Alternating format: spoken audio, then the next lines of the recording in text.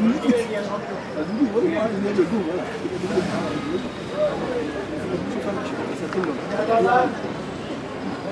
your permission, start. The mic's live. Hello, hello. Check. Can you hear me, please?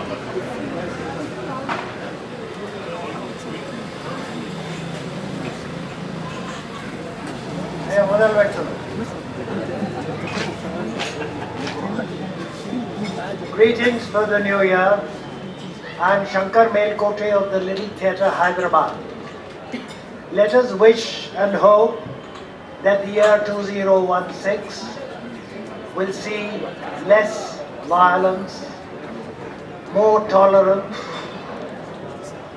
Mazhab nahi sikhata aapas mein bair rakhna, as Allama Iqbal has enlightened us, that it will be a more inclusive world.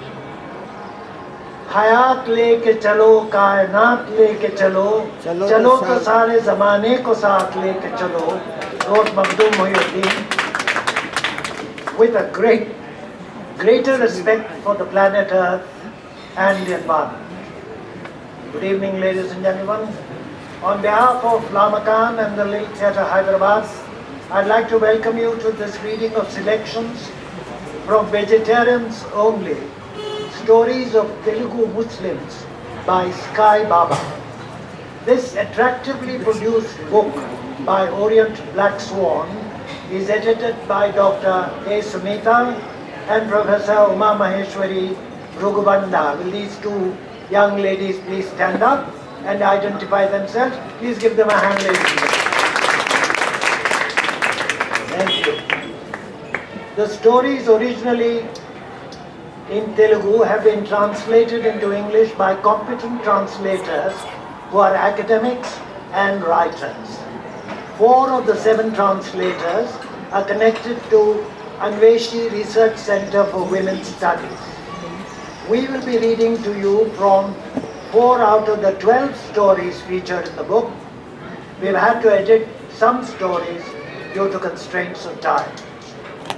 By way of introducing the book and the author, I would like to read from the lucid and detailed introduction to the book by Dr. Sunita and Professor Uma Maheshwari, as well as from the author's foreword by Skybaaba.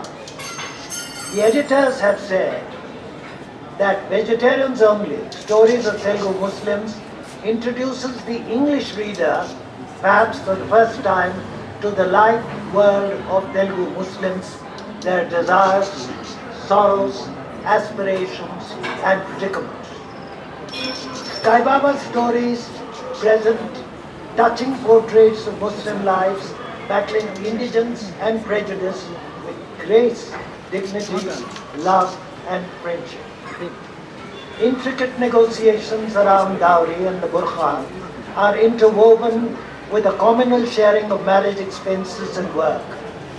The disappointment of unfulfilled love and the grief attending breakdown of marriage are juxtaposed with hope and reconciliation springing from a surprising turn of events. Ambivalent promises of migrations to the Gulf are thematized even as unfair prejudices and illegal detentions that beset Muslim youth today are subtly but forcefully foregrounded. The stories also depict friendships, camaraderie, and sharing between rural and small-time Muslims and Dalits, written in a simple, direct style that details everyday life, going beyond the stereotypes and politicization of issues. These stories will appeal to a pan-Indian readership. Sheikh Yusuf Baaba, who writes under the pen name of Skybaaba, is a prolific poet and an activist and one of the chief initiators of the literary movement in Telugu called Muslim Sahitya, which raises pertinent and provocative questions about Muslim identity in contemporary India.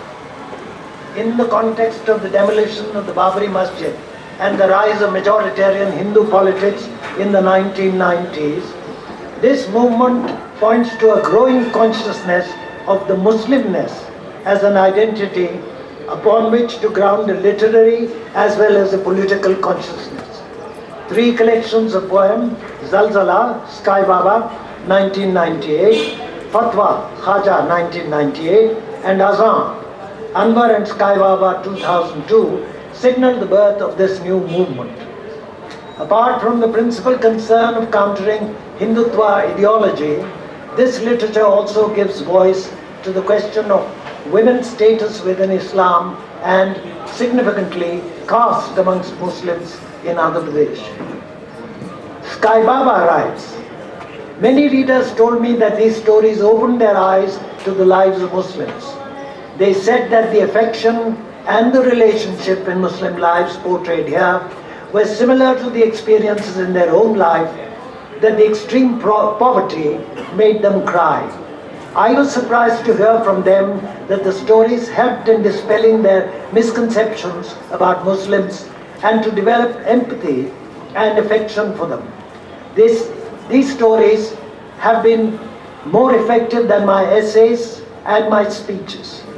This is precisely why I thought they should reach a wider audience through English translations.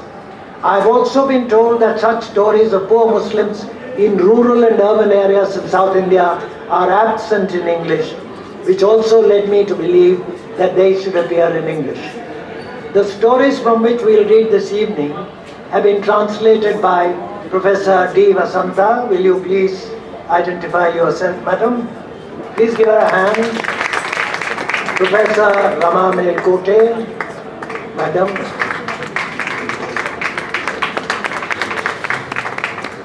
Dr. Sunita and Professor Uma Maheshwari, whom you have met already.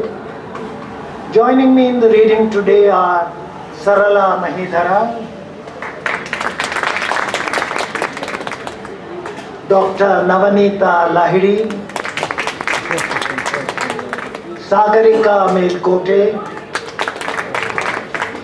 B.S. Prakash, and Vijay Marur. The reading will be followed by an introduction where Skybaaba will be in conversation with Dr. Sunita and Professor Uma Maheshwari. Messrs. Huma Khidwai, the author, will later address the gathering. Thank you, ladies and gentlemen. Hope you enjoy the reading.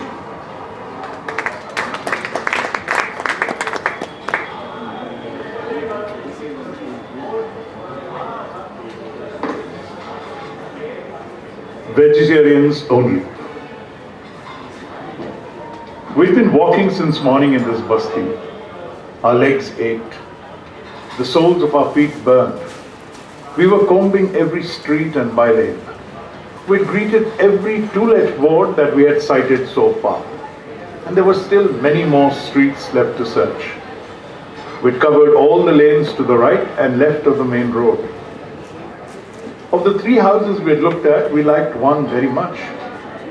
It was a small portion of a house. The rent was 1,500 rupees a month for 1 room and a tiny kitchen. In a big city like Hyderabad, it would do for a couple like us. The owner asked us to pay 2 months' rent as advance. We said we would pay 1 month's rent now and another after moving in. He agreed. We were hugely relieved because paying 3,000 upfront would have been impossible. We only had 1,500 with us right now, so this worked out well. But we were anxious to give him the money immediately. We both had the same thought. We'd be in deep trouble if someone else gave him an advance before we did. I took out the money and gave it to the owner. He counted it and said, "All right, when do you want to move in?" "Right away, sir. We'll bring in some of our things this evening," I said. "Okay." As he turned to go in, the owner paused and asked, "What's your name?" My heart sank. I hesitated as we exchanged glances. At that moment, I really wished my name was Ramesh or Rajesh or Amit, but there was nothing I could do.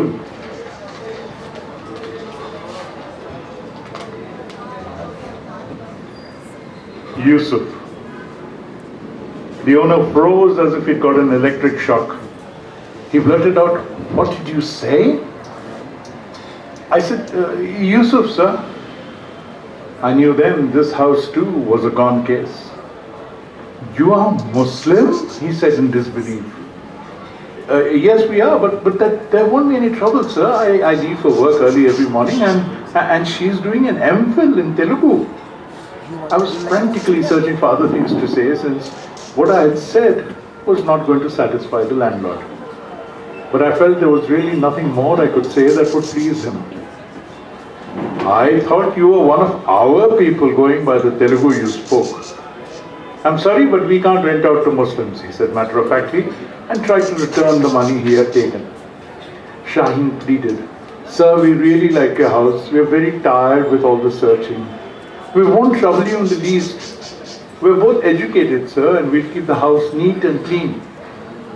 I'm sorry, my family will not agree. I said, sir, why don't you please consult them just once? Please tell them about us. Please ask them to speak to my wife. The owner gave me a strange look. Please, sir, I pleaded. Okay, let me see. He went inside. I sighed. I was hoping they would agree. We couldn't hear the conversation inside. No raised voices. Maybe his wife doesn't mind, I whispered to Shaheen. The owner stepped out. I'm sorry, they are not willing, he said, handing back the advance, and he retreated inside without once looking back. A thorn pierced our hearts once again. Resigned, I slipped the money back into my pocket and we began our search all over again. We wandered through all the streets in the vicinity but didn't find a single house that we liked. After a while, we started thinking maybe only Muslims will rent our houses to Muslims. So we set off in the direction of a Muslim locality. I recalled what my friend Shankar had said about Chintal Basti. You will find people of all castes and religions there. Moreover, they were all just ordinary people, what you could call the masses. Not just Muslims, but Christians and Jains.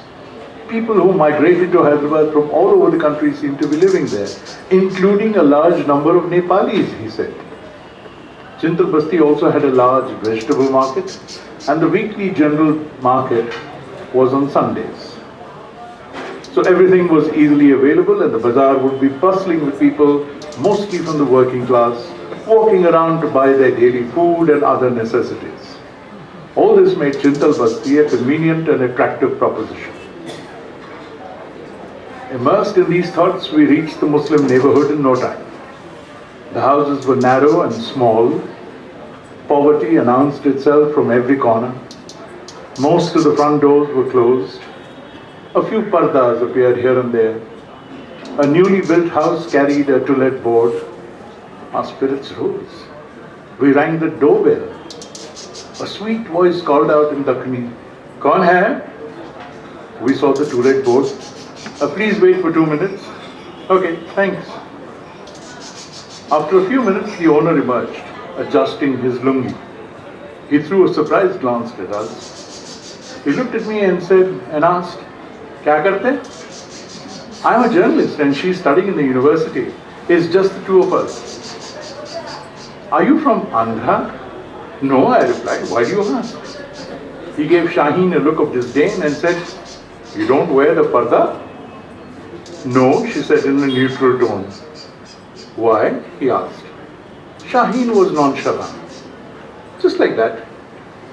He leaned back against the wall, looked her up and down, and said, "We won't rent our house to people like you." I was tempted to retort in that same scathing tone of insult, but controlled myself. Shaheen was bursting with rage and was about to respond when I squeezed her hand to restrain her. The owner continued to stare at us insolently. How we wished we could wipe out that expression from his face. Suppressing our anger and anguish, we stepped out onto the road again. No, it is no use. Muslims will not rent us a house. We have to search in the non-Muslim areas. You seem really tired. Why don't you go back to the room? I will search for some more, I said to Shaheen. After she left, I set out in another direction. I was reminded of a similar incident.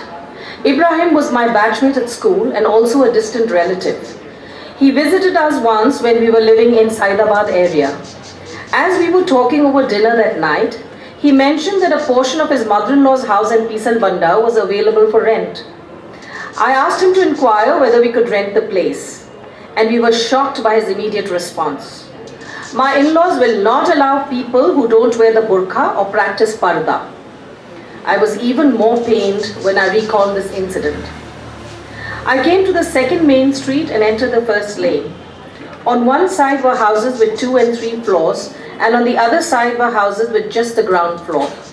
Those were clearly not houses meant for renting out, so I began to search on the side of the multi-storied buildings. I was excited when I saw a to-let board hanging from the second floor of the 4th house in that row. I paused near the front gate and looked around. I opened the gate, went inside and rang the bell near the staircase. I walked out again and waited, looking up at the second floor. A woman came out on the first floor balcony and asked me, "What do you want, Babu?" "It's about the portion to rent, madam," I said, pointing to the signboard. "Are you vegetarian or non-vegetarian?" I was taken aback. I had never been confronted by such a straightforward question before, and for a few moments I didn't know how to respond. But of course I couldn't lie. Such truthful beings we are. "Non-vegetarian, madam." "Sorry," came the instant reply, and she vanished inside. I felt ashamed of myself. Or did I feel ashamed of the world? I looked around. Thankfully, there was no one around. I moved on. What exactly did she mean? That they won't rent out to Muslims? No, that was not it. They won't rent out to anyone who is non-vegetarian. So who are those who are purely vegetarian? They would be very few, isn't it? Are these people among those few? And who are non-vegetarians? Think about it. Muslims? Completely non-vegetarian. Christians? Yes. Dalits and the backward castes? Yes. All of them are non-vegetarian. So who does that leave out? The Brahmins and the Vaishyas. That means the owners must be either Brahmin or Vaishya, and they will rent their house only to people from their own caste. How remarkable. You can learn so much from just one simple question. I saw another to-let sign nearby. I walked towards it hopefully. There was something written beneath the words "to let." I moved closer, wondering what it was. "Vegetarians only," it said. Oh God, this was direct speech. No need for any further information. The board simply said, "Get out." This lane was of no use. I moved on to the next lane. After another futile search, I left the lane to move into a cluster of houses. There were many houses, but none carried any boards. I spotted an old woman sitting on the veranda of her house, chewing betel nut. I approached her and asked, "Ava, are there any houses around here for rent?" "That house there, son, that has a portion to rent," she said, pointing to her house. Her words were like music to my ears. I went to the house and knocked on the door. There was a small gate on the side and I could see a part of the house. I waited for some time and knocked again. There was a hand pump in a corner of the house. A girl stood pumping water into a plastic pot. She was staring at me. I adjusted my hair and looked a little impatiently at the door. I was about to knock once again when the door flew open as if by magic.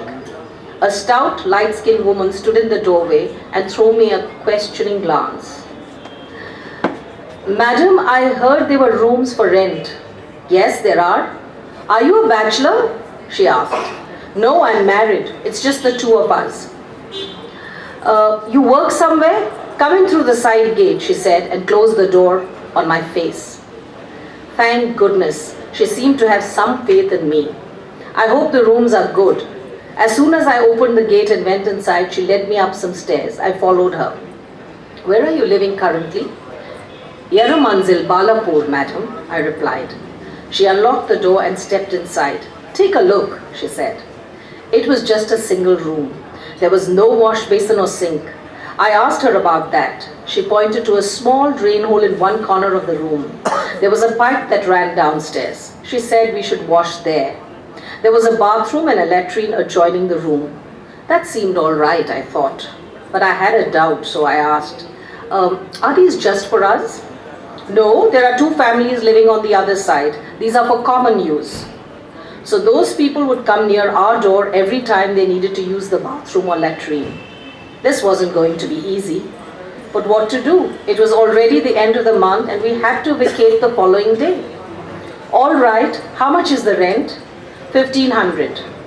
I waited for her to say more, but she didn't ask for a 2-month advance. What luck! I was really pleased. I thought to myself that even if it wasn't all that convenient, we ought to adjust and manage in this house somehow. Can we move in tomorrow? Suddenly she asked, what caste are you? My heart sank. What does this mean? How does it matter what caste we were? I wanted to scream that we were just human beings. But she wasn't going to understand. And anyway, no Brahmins or Reddis were going to come to her house. There would be no hesitation in declaring that one was a Reddy. But why was it so difficult to say that you were a Muslim? Perhaps it is just as difficult to say that you were a Mala, Madiga or Chakali. We are Muslims. My wife did her MA in Telugu. We won't be any trouble at all. I was going to say more when she dropped another bombshell. Do you eat beef? How was I to answer this? If I said yes, there was no way she would rent the house to us. What to do? The last time I was asked this question, I shook my head and said no because we desperately needed the place and had nowhere else to go. A month later, the landlord caught me buying beef at a meat shop. Well, what to do? That's the cheapest meat. They abused us really badly that day and asked us to vacate the house instantly. We were shamed in front of the entire neighborhood. The owners were Golla, a cattle rearing community. One of them almost beat us up. We left immediately and took up another house even though it meant paying extra rent. And now, here was the same question again. I sighed. It was so difficult to live in this world. What did it matter what we ate? But what was I to do now? Madam, we do eat beef once in a while, but we won't if you don't want us to. We really do need the house. We've been searching since morning, I pleaded. We won't rent the room to those who eat beef, she said as she locked up the room. I stood there not knowing what to say. I'd already said we would not eat beef if they didn't like it. What more could I do? I felt like screaming into her ears, the whole world eats cow meat. But she never even glanced in my direction. She just walked downstairs wordlessly and I was forced to follow her. This entire neighborhood was going to be useless to me. The girl I had seen earlier was now working the hand pump vigorously. I felt as if it was aimed at me. I was back on the road again. I saw the lane leading to the other side of the road. As soon as I walked in, I spotted a 2-storied building with a "To Let" sign. I rushed to the gate and went inside. There was a staircase on one side and a woman was coming down just then. She looked at me inquiringly. "There's a sign outside for renting a house," I said. "Go inside and speak to the owner. He's in there," she replied as she left the building. I went up and saw a big-built man who seemed educated. "Sir, it's about the house for rent. How many of you?" "We are a couple, just the 2 of us. The rent is 2,200 rupees and it includes the electricity and water bill," he said as he unlocked the house for me. It was a large room and a kitchen. The place had an attached bathroom and was really nice, but the rent was too high. "Sir, could you reduce the rent, please? My wife is still a student." "Well, you are not going to find a house like this in this area for less than 2,500, and I'm not even asking you for an advance. Most people would want a 2 months advance." "You're right, sir, but it's hard to manage with my salary alone. Could you please make it 18? We will increase the rent after some time." "That's not possible," he said, pausing to think a little.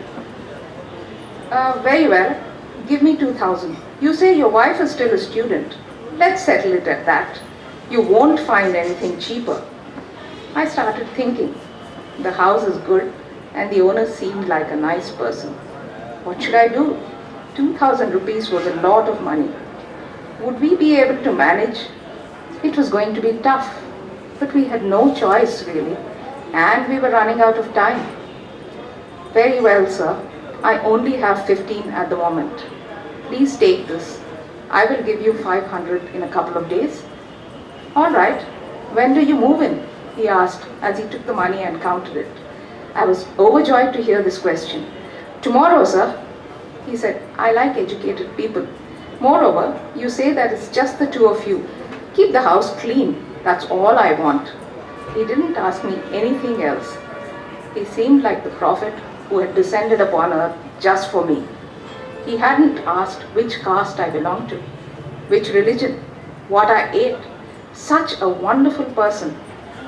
Are there really such people still left in this world? But I should tell him we are Muslims. What if he says no once I tell him this? I had no energy left to begin the search all over again. But it wasn't proper not to tell him. Sir, my wife speaks mostly in Telugu. She did her MA in Telugu. I work as a journalist in a Telugu newspaper. We are Muslims, sir. I hope that is all right, I said hesitatingly. You are Muslim? You don't look like one. You speak such good Telugu, he said surprised. I stood with a forced smile on my face. What was so surprising about speaking good Telugu when we lived in a Telugu state? And is the Telugu language the sole property of the Hindus? Or does Urdu belong only to the Muslims? The old man patted my shoulder and left. Even after a whole week, the mystery of the 3 questions the owner did not ask continued to haunt me.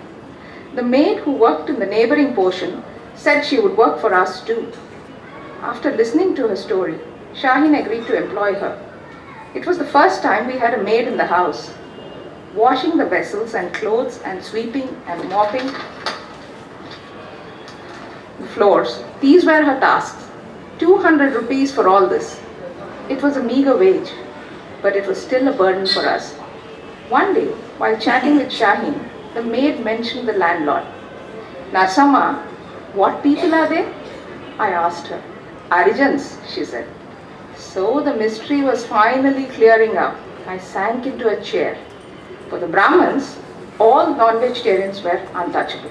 For the Shudras, those who ate beef were untouchables. For Muslims, all those who didn't eat halal meat or wear the parda were untouchable. Who remained outside these equations? In Narsama's words, only the Arijans, that is the Dalits. And who was untouchable for the Dalits? No one. I closed my eyes. I could see the Madigas in my village beating the drums and singing. Flinch not at the whiplash, miss not a beat in the tiger dance.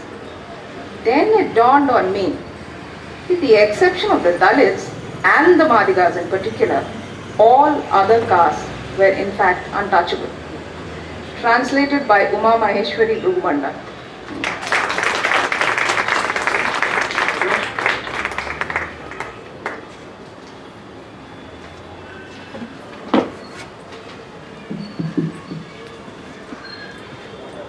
Life and death. I woke up first. Shaheen was still fast asleep next to me. Like me, she too must have struggled to get some sleep last night. I mustn't disturb her. I got up and stepped out of bed as softly as I could. How very light my feet felt. Something wasn't right.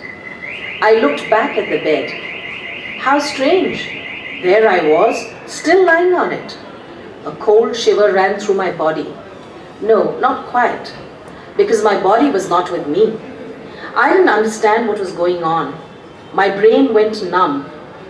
No, that wasn't possible either, because even that was not with me. I was utterly confused. Have I? No. Have I died? No, that could never happen. I mustn't let that happen. I quickly stepped back and lay down precisely where my body was on the bed. When I moved my limbs, they felt weightless like feathers.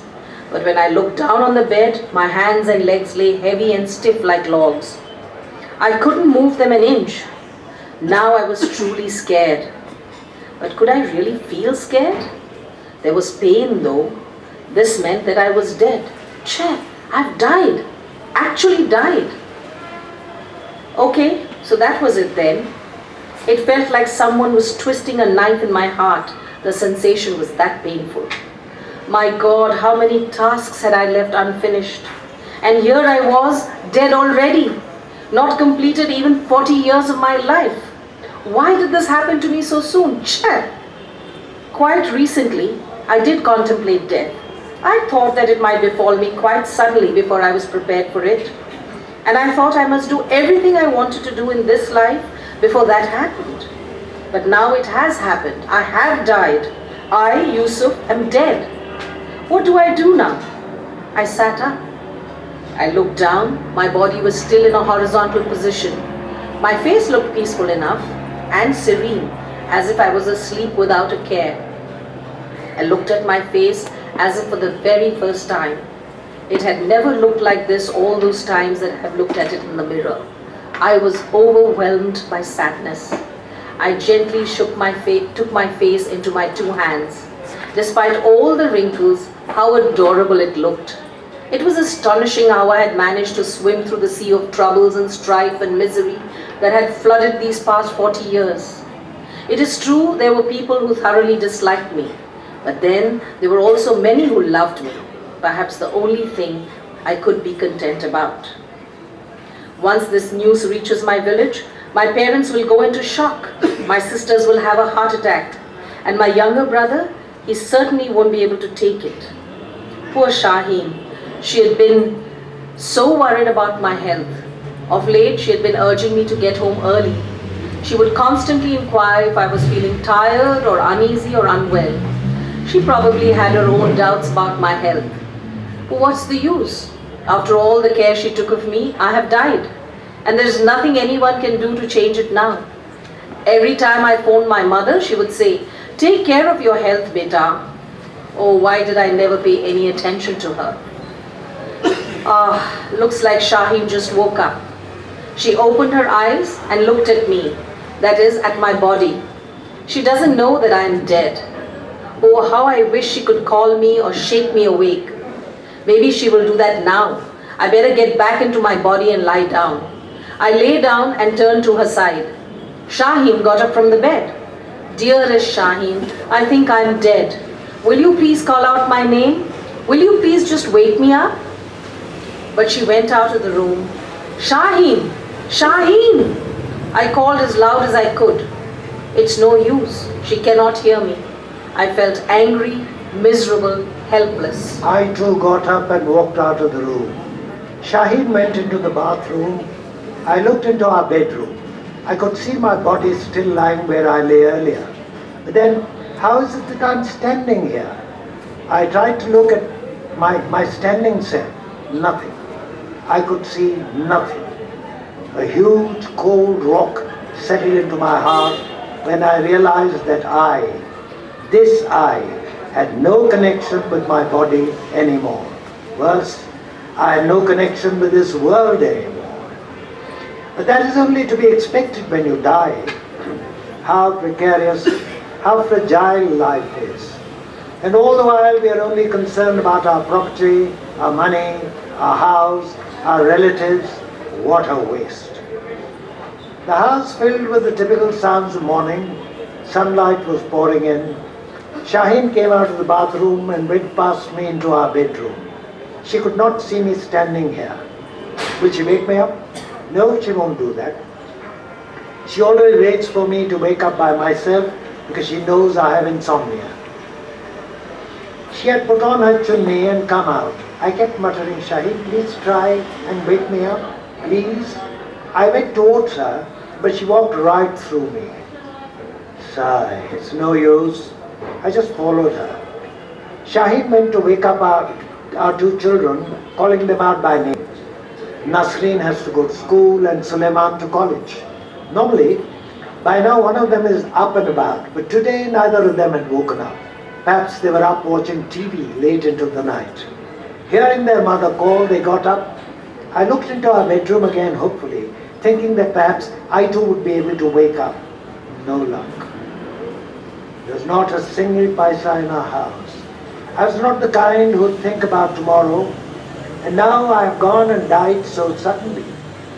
Will Shaheen be able to manage this house alone? Will the children be able to complete their studies? Shaheen would often tell me it's not enough to think about society alone. Please also think about our future, my future, our children's future. What she had feared most has now happened. I felt like smoking a cigarette. Let me light one as I do. As I do my thinking, I got up and reached for the pack of cigarettes lying close by. Strange, I couldn't pick it up. It wouldn't come into my hand. My fingers went right through it. Ha, Yusuf, you can't even smoke a cigarette. Death to you. But of course, you're already dead. Abbajan, Suleiman was calling me as he walked into our bedroom. I couldn't get up. I continued to lie still. I was so confused. Should I or should I not get up? Will my body rise along with me? What if it doesn't? Let me see what he does. Suleiman came and shook my body. I was overjoyed. Any moment now I'd open my eyes sleepily and say, "What is it, beta?" And I would sit up. I washed myself anxiously. No, my body was like a log, lifeless.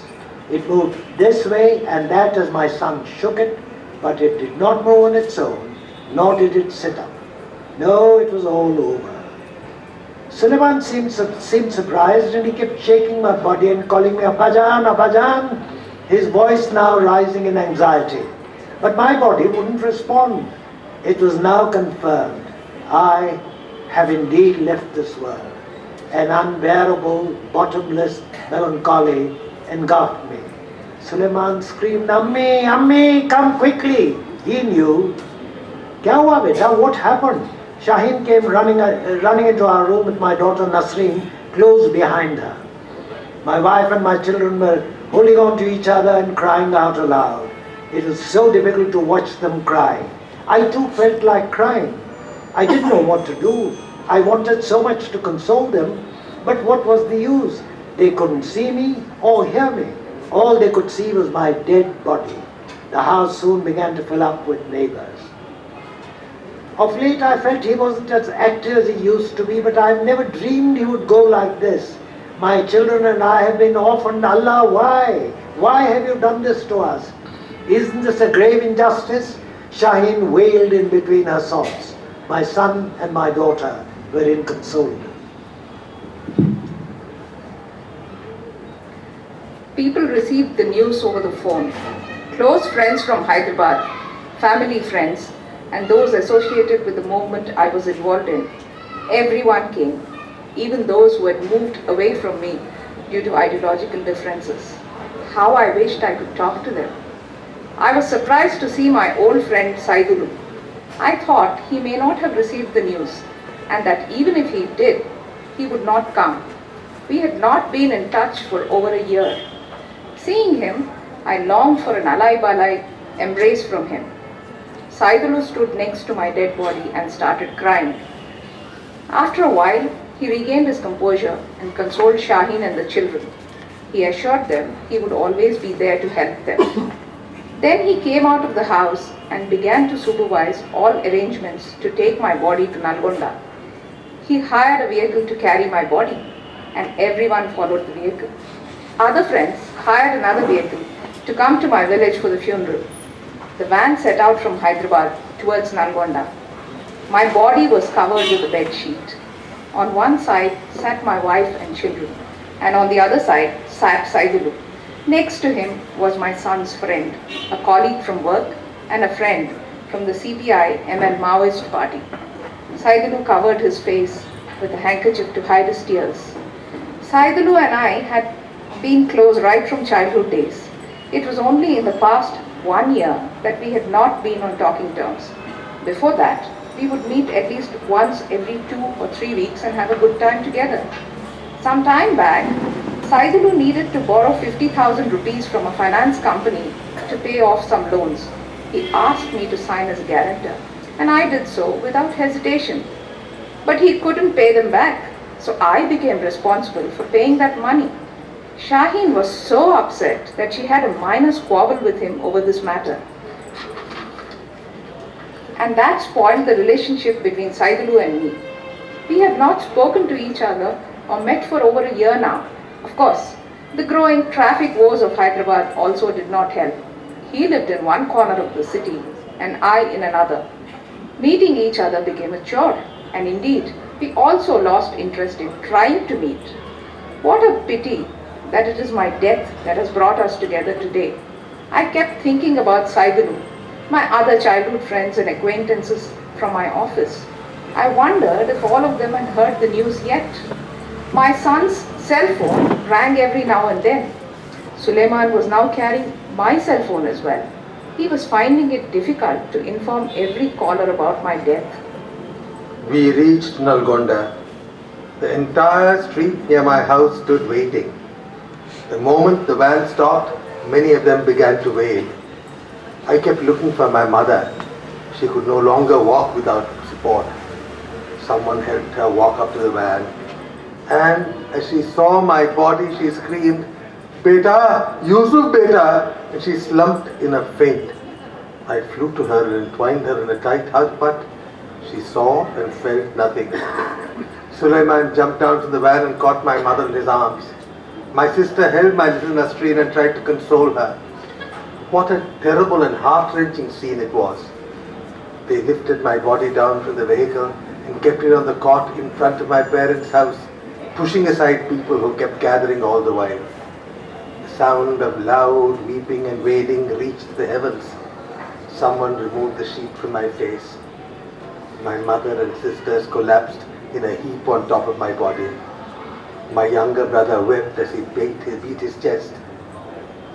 My father came up to my body, tears streaming down his face, cupped my face in his hand and said, "My son, how could you leave this world before us, my son?" My mother was slapping her head with her hands and repeating, "How will we cope with this loss? I never thought I would live to witness this." I was watching all this and thinking, what had I ever done to help these people, except perhaps utter some kind words that may have soothed them on occasion?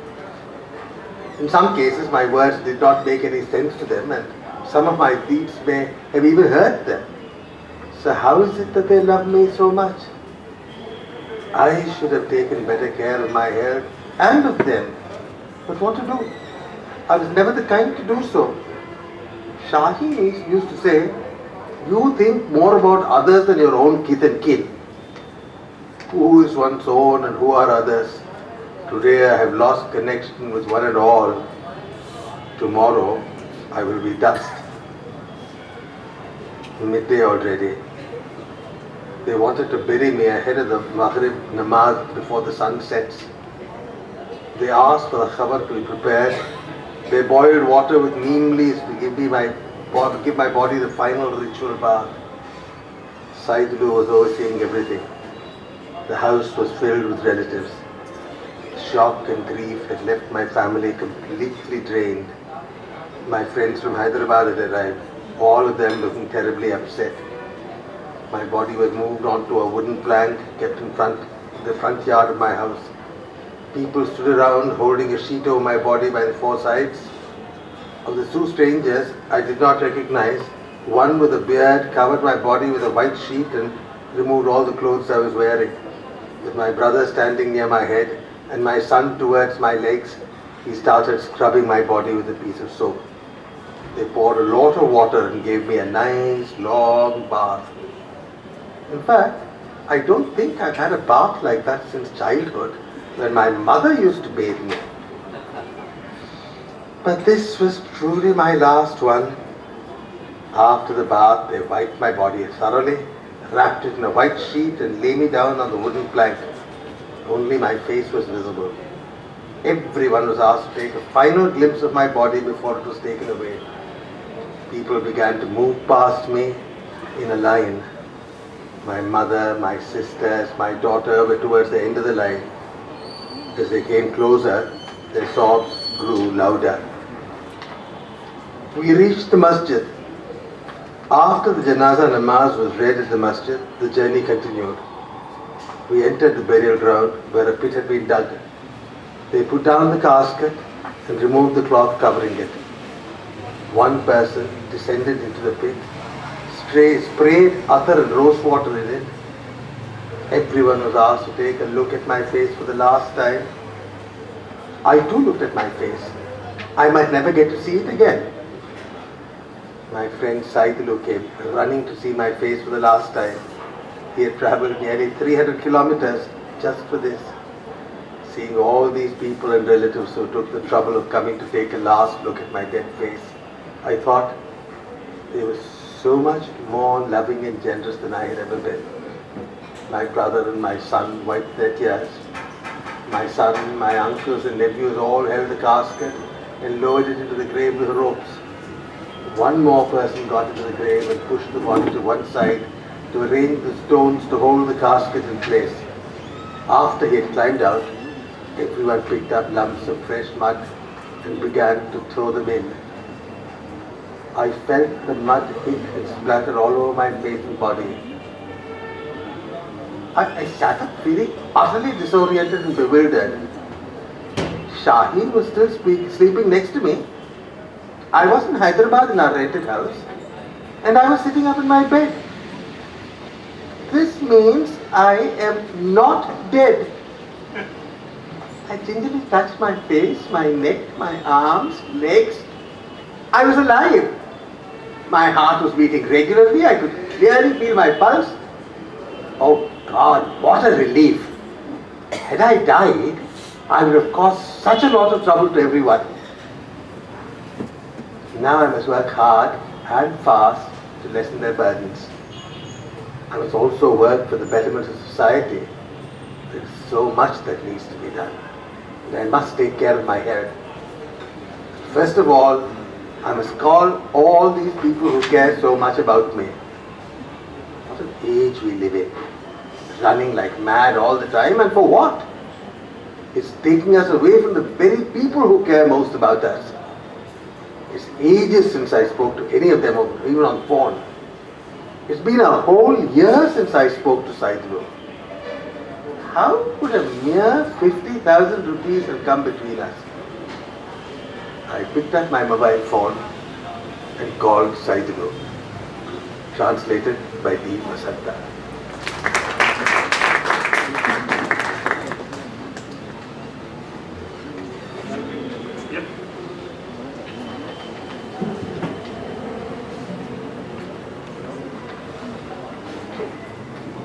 Romance 1424 Hijri.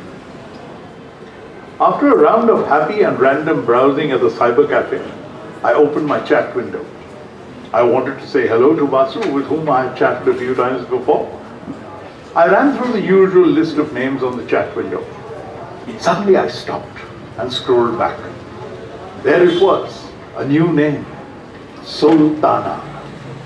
I was surprised. A Muslim woman's name in the chat window? Wow! It was like spotting a dark cloud on a hot summer day. I clicked on the name and typed, Salam Alaikum, my name is Shafi. Will you accept me as your friend? No response. What's now? My face fell. I spent the next few minutes clicking on some other names. I'd always wanted to chat with girls on the chat window, but they stopped responding as soon as I revealed my name. Then I realized that most such feminine names were actually being used by men, and the whole exercise seemed futile. Now here was a real chance. I kept checking on Sultana. A message appeared saying, Sultana left the room. Perhaps Sultana was in the mood to leave when I tried to befriend her, I thought. Bad luck. Since I'd already paid my hourly fee, I continued my browsing for the remainder of the hour. The next day I went to the cafe slightly ahead of my usual time. I opened the chat window and entered the chat room and searched for Sultana on the S list. Yahoo! Sultana was there. I clicked on her name, typed out the same request and anxiously waited for her response. It felt great to see Sultana typing out a response saying, Assalamu alaikum, my name is Sultana Al-Jum. I don't mind being your friend. Please tell me something about yourself. Oh, I was so thrilled I didn't feel hungry for the rest of the day. From that day on, I would reach the cyber cafe between 4 and 5 every evening, no matter what. All my time was spent chatting with Sultana. If I failed to appear on any day, she would ask me why the next day. I was always unwilling to tell her that I didn't always have the money. So I would lie and say that I had some work to finish. In the end, I negotiated with the cyber cafe owner for monthly payment so that I wouldn't miss a single day. Gradually, our conversations became more intimate, and we would hate to miss out on our chat even for a day. We confessed so much to each other. If one of us didn't make it, the other would sulk. Apologies and much cajoling would follow. One day I could not help asking her, "I want to see you. Can we meet somewhere?" She said it wasn't possible, but she wouldn't give any reasons. She wouldn't even tell me where she was from or what her father's name was. I hoped to find her somehow once I got these details for her, but she stubbornly stuck to her no. Sultana was a smart girl. She would tease me a lot and get to know so much about me without asking. She could also reveal things about herself if she wanted to. She could be such a pest sometimes. In one conversation, much to my annoyance, she made me blurt out the name of my village without asking me a single direct question. I'd wanted to withhold that information until she had told me where she lived. "Do you send your sisters to college?" she once asked me. I told her one sister had stopped going, but the other one was studying. "You have two sisters. Then why aren't you sending the other one to college?" she probed. On another occasion, I asked her, "Aren't you allowed to talk much at home?" "I'm the talkative one at home. My sister is the quiet type," Pat came the reply. "Aha, so I have a sister-in-law too." "Hey, you're crossing your limits," she warned. "Forgive me, please convey my regards to your sister, and if she's a child, please give my kisses to her." A quarrel promptly ensued. Annoyed with my response, Sultana even refused to tell me her sister's name. When my dadi died, I could not go to the cafe for 3 days. On the 4th day, there was a single question on the computer. "Where were you?" She sulked and refused to accept my explanation. "Why couldn't you just visit the cafe just once and give me this information? You knew I would wait for you. Do you know how anxious I was? I couldn't sleep at night. Ammi got really worried. Abbu even asked me to stop going to college. But then I wouldn't be able to chat with you, would I?" "Oh, so you do go to college?" I intervened to distract her. "Don't tell me that you didn't know that until now. How would I come to the cafe if I were not going to college? You're such a stupid fellow." She continued to scold me, and I tried in vain to divert her. You can't make me forget my anger by starting a normal conversation. I'm not going to speak to you today. You have to do all the talking. And she fell silent. I had to chat for a whole 45 minutes. She didn't say a word. Before she left, she just typed, "Khuda Hafiz." I got really mad. The next day I typed, "Assalamu alaikum," and then sat there for 15 minutes without saying another word, just to annoy her. 3 months passed. I revealed a lot about myself, but could not extract much information about her. She told me that her friend Bhavani, on whose insistence she had come to the cyber cafe for the first time, was now surprised by Sultana's regular visits. She would talk a lot about things like that. One day, she wanted me to answer some of her questions. I said I would be happy to. "Will you see Clean Din? If your father is in a position to give, why not? Hey, you're crossing your limits. Remember, I didn't ask you to marry me. Will you allow your wife to take up a job?" How can I answer that now? Which means it's up to her. Will you force her to follow customs? That may be necessary since my family is traditional. Chal, what a sly thief you are. All your answers are escapist. Don't you have any opinions of your own? Of course I do. Then tell me. Huh? Look at you, trying to think of a response. You don't have any opinions of your own because you're a man. You want to enjoy all the privileges that come to men by birth. I can't stand people like that. Bye. See you tomorrow. After a few days, I asked her again, Sultana, I want to see you. Where do you live? I will come and meet you at any cost. No. Why? I can't tell you. Not now. Are you scared? Shafi, please talk about something else. Our 1 hour will be up soon. I'm desperate to see you, Sultana. I want to discuss this matter right now. That's all. I told you it's not possible now. If you insist, I will leave right now. Acha, acha. Why don't you post your photo at least?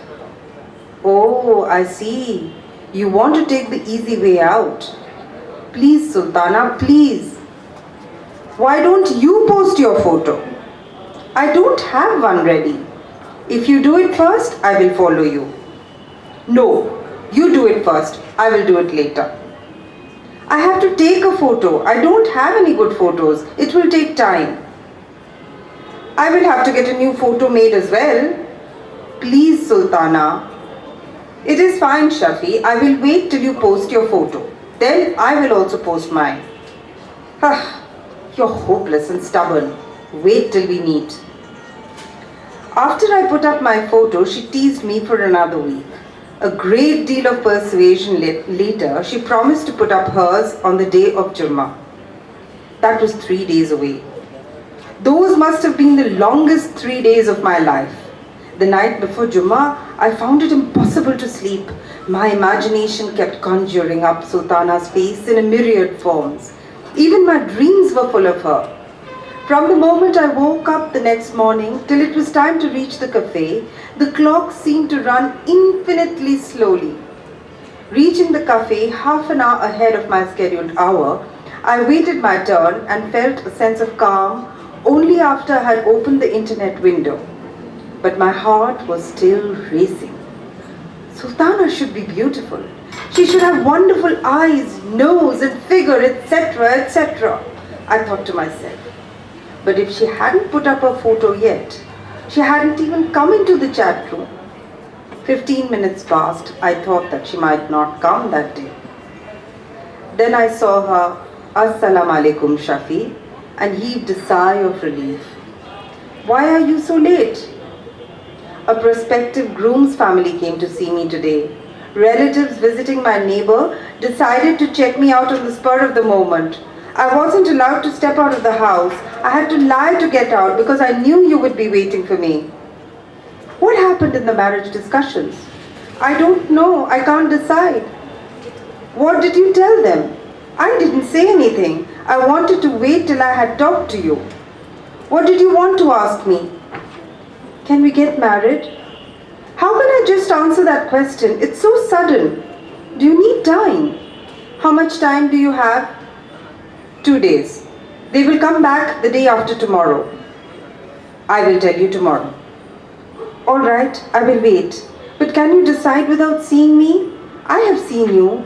Even if I hadn't, I would have still liked you. But can you do that? That is what I'm trying to do, Sultana. Tell me more.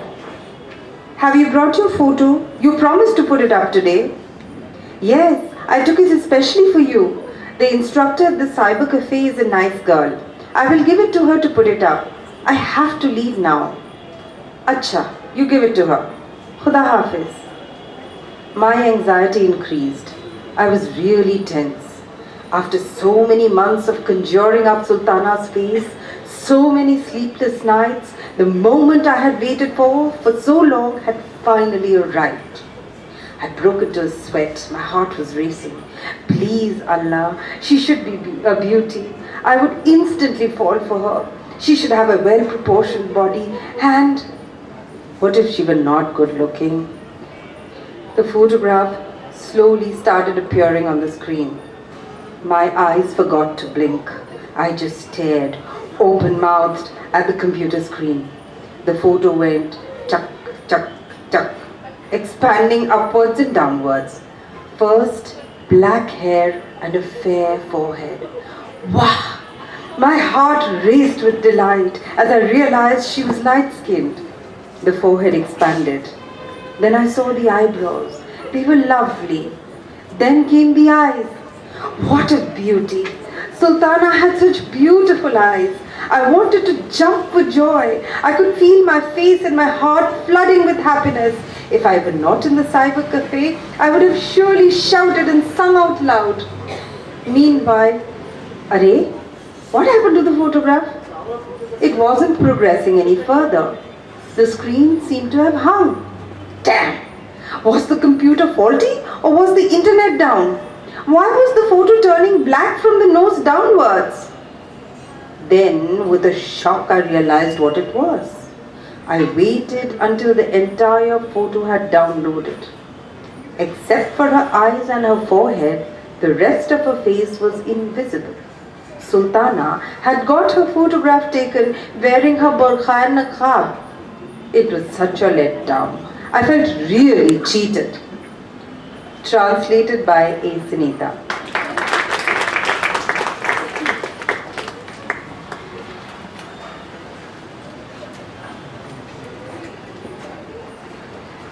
Nowhere to turn.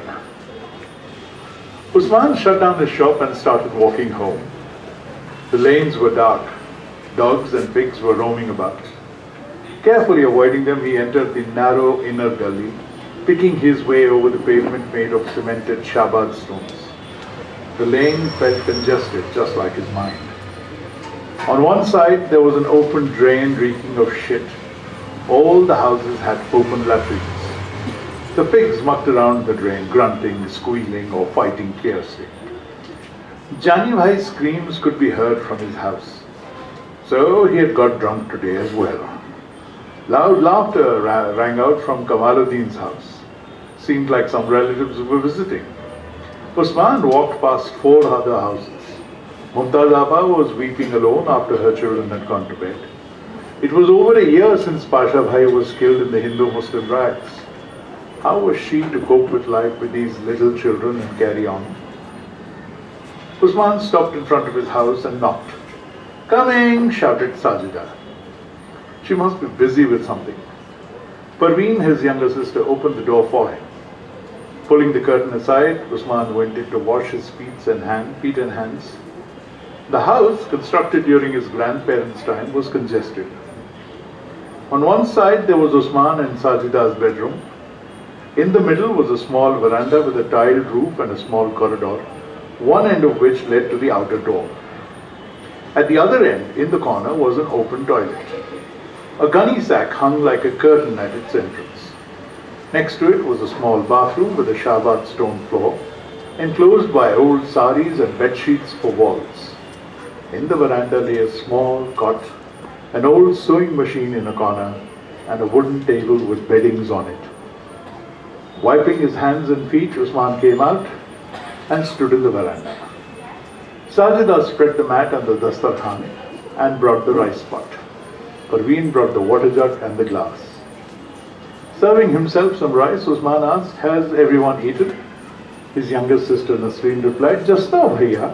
She sat on a small mat near the wall, embroidering shiny beads onto her sari. Saida Begum, who was resting on the small narrow cot alongside the mat where Usman ate his dinner, got up to make herself a pan and asked, "Why so late today, beta?" She'd been waiting for Usman for quite some time now. Sajida joined Usman and served herself some rice. Zamir Bhai and his friend had come over. We were chatting. Saida Begum suddenly remembered and asked, "Sajida, did you give him the omelette that we saved from lunch?" "No, it's in the utti hanging from the roof," said Nasreen. Parveen brought it and served it to her brother. For a while, no one spoke.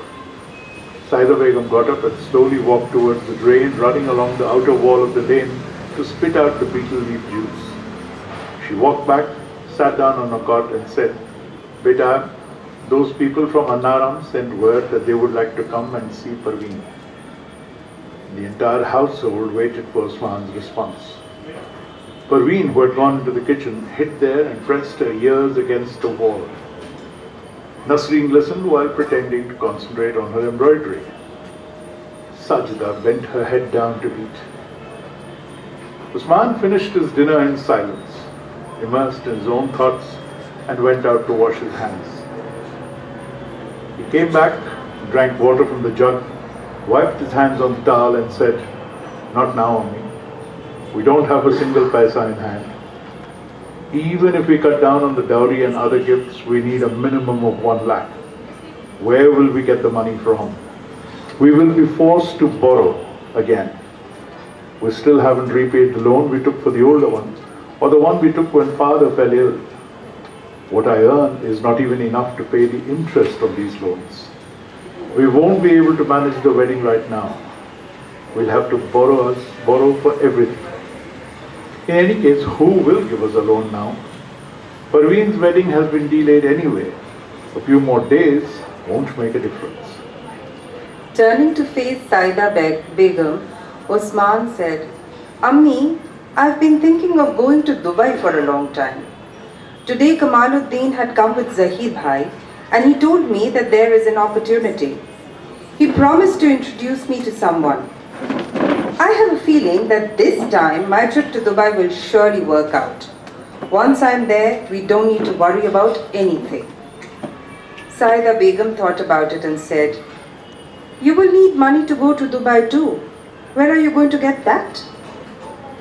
"It will cost 60 to 70,000, but I will manage that somehow.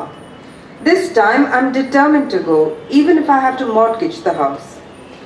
I will work day and night in Dubai and get Parveen married. Ammi, if he could just wait another year." Usman spoke very persuasively. "Beta, I'm not sure. I'm really worried. How will you manage all this?" Saida Begum reached for her pan box to make herself another pan. Sajida cleared the dishes, rolled up the mat and kept it in the corner. Parveen did not come out of the kitchen. Nasreen picked up the broom to sweep the floor clean so she could spread out the beddings. "Ammi, don't worry. I will take care of everything. You don't worry. Don't you always tell me that whatever has to happen will happen anyway? You go and rest now." Usman got up and went into the bedroom. Sajida switched off the light in the kitchen and bolted the door. Entering their bedroom, she closed the door, shifted their little son to one side and lay down next to Usman. Usman, lost in his thoughts till then, turned towards her. "I'm anxious about your going to Dubai. How will we manage here without you for so long? Won't the children miss you?" "What to do? You will have to manage somehow, just for 5 years. Then we'll be rid of all these worries for good. We can all live in peace then. Right now I have no sleep and no peace." Sajida put her arm around Usman and fell asleep. With his head full of thoughts, Usman could not. Work at the watch shop took up his whole day. He was forced to sell things for 10 rupees or less and repair clocks and watches until his eyes watered in order to keep the few customers who came by. Yet there was no end to his worries. Money was never enough. Whatever he earned was barely enough to manage the household. How would he repay the loans? How would he get his 2 sisters married? There were 2 growing children to think of besides. And now Sajida is pregnant again. His sisters, his mothers, no one seemed happy or content. Every day he left home early and returned only after the children had gone to sleep. There was no time or money for any leisure or entertainment. He could not indulge the children in any way. Sometimes there wasn't even small change in his pocket. How to cope with the children's education, their books, their clothes? In the midst of all these worries, now his brother-in-law was pestering him for financial support. And caught between the two, his sister was under great stress. Usman didn't know where to turn. His life was completely rudderless. The next day onwards, Usman got busy with tasks related to his Dubai trip. His passport was ready, so that was one expense less. The man whom Kamaluddin had introduced him to had said the entire trip would cost 60,000. By a quirk of fate, someone bought the watch shop. It fetched 24,000 for Usman, 14,000 for the merchandise, and 10,000 in lieu of rent advance. Sajida's gold was roughly 1 tola and fetched 4,000. Zamir Bhai gave him a loan of 10,000 with interest. The house fetched another 15,000 when mortgaged. A close relative loaned him 5,000 on the condition that Usman would inform him of employment opportunities in Dubai. Usman did a round of all his friends and relatives, borrowing a 500 here and 1,000 there, to gather the 60,000 required for the Dubai trip. His heart trembled with fear at the thought of the innumerable debts he was piling up. On the second day, Usman left for his voyage. Before leaving, he first went into his room. He hugged Sajida and kissed her as she wrapped herself around him and wept. He consoled her, wiped the tears from her face, and told her to take care of the children and his mother. He hoped she would be able to cope with any difficulties that may arise in his absence. Drawing his children closer, Usman kissed them, taking care not to shed the tears clouding his eyes. He hurriedly brushed the tears away. But who could clear the growing mist of pain in his heart? Then he went to Saida Begum to pay his respects. The old mother gathered her courage and blessed him again. She also took a vow to take Usman to the Jan Pahad Saidulu Dargah and offer a sacrifice on his first trip back from Dubai. Bidding his sisters farewell, Usman assured them that he would call them coming Friday on Salim Bhai's number. Salim lived in the adjoining street. The entire family accompanied him till the end of the street. Turning the street corner, he waved his hand with a heavy heart to say a last goodbye as many hands returned the farewell, and he disappeared from sight. Tears welled up in everyone's eyes. The house wept the whole night, unable to come to terms with Usman's absence. It was Jummah that day. Right from dawn, there was furious activity in the household. After the morning meal, Sajida and Parveen cleared up the house and polished the floor with a fresh coat of dung. The entire family bathed by turns and dressed in clean clothes. Sajida bathed the children first and took out clean clothes for them from the box. Kurta, pajama and a cap for Kaleem and shirt shalwar with a headscarf for Shahnaz. Once dressed, she sent them off to the mosque in the adjoining street for the Friday prayers. The women offered namaz at home, taking a little longer than usual. At last, when it was 4 in the evening, the entire family went to Salim Bhai's house to wait for the phone call from Dubai. Salim Bhai had gone out, but his wife Shahina was around and they chatted with her and her 2 daughters Safia and Asya, and time passed. As dusk settled and the evening grew darker, the family's anxiety increased. Sajida's children grew restive and irritable. Saida Begum, Parveen and Nasreen tried their best to distract and humor them. Safia and Asya went in to finish their household chores. Shahina made small talk. Sajida and the others listened to her chit-chat half-heartedly, their ears on the phone. The children were running in and out of the house. At 6 o'clock, Saida Begum said, Usman said he would call. Why hasn't he called till now? Sajida said, I hope all is well with him. I fear something is not right. Parveen said, who knows if he has access to the phone there? Maybe he's just preoccupied with his work. But the anxiety and the fear slowly crept into their hearts. Meanwhile, to pass the time, Shahina Bhagi started recounting tales of all the troubles that migrants to Dubai encountered there. Till then her chatter had not reached their ears, but now her tales of Arabistan began to rake up fears in their hearts. So my relative Jamil was a truck driver here. He went to Arabistan on a driver's visa. They asked him to drive a trawler. Their vehicles are huge, much bigger than the ones here. He got a little jittery. That's it. He was asked to tend sheep instead. He didn't see another human being for days.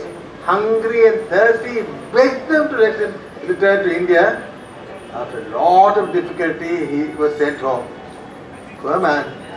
He now drives a lorry and pays the interest on the hefty loans that he took to go to Arabistan.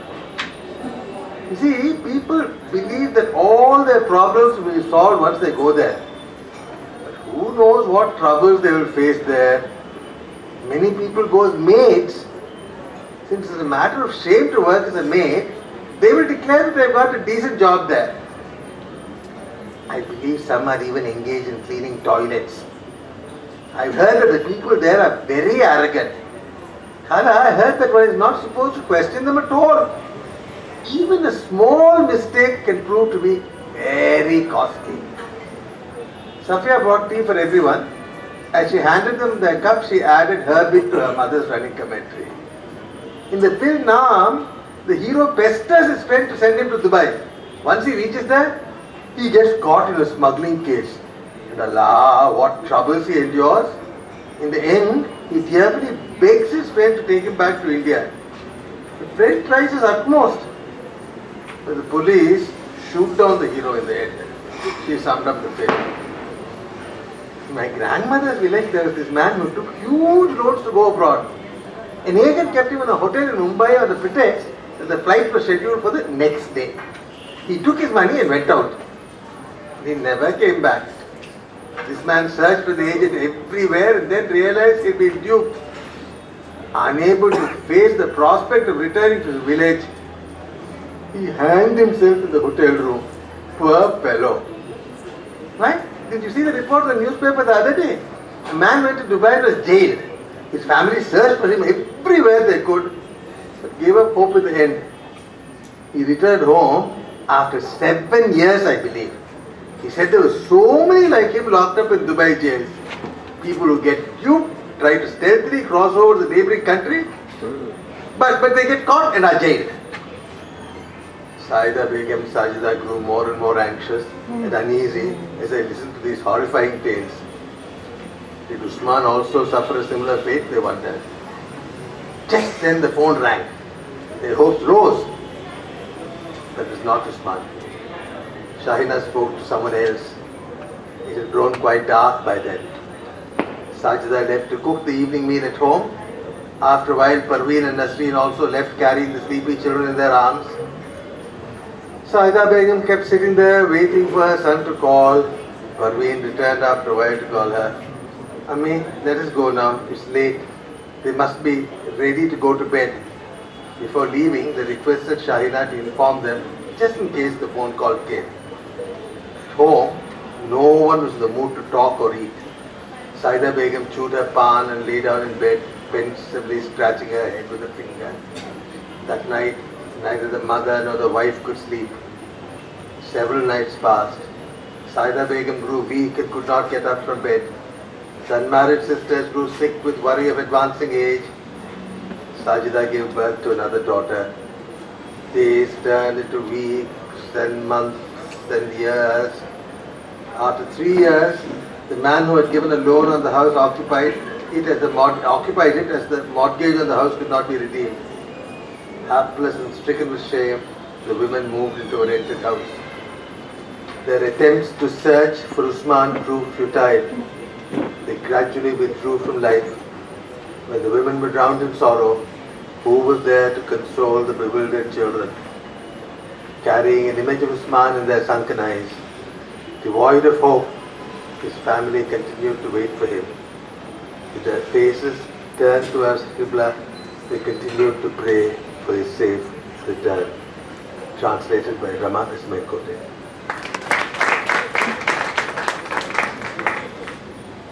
Thank you, ladies and gentlemen, for your patience.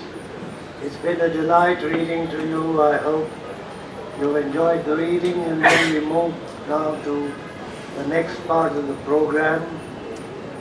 Rachayita Skybaaba Garini, Dr. Sunita Garini, Professor Uma Maheshwari Bhrugavanda Garini, Vedikapai Ravadaనికి ఆహ్వానము.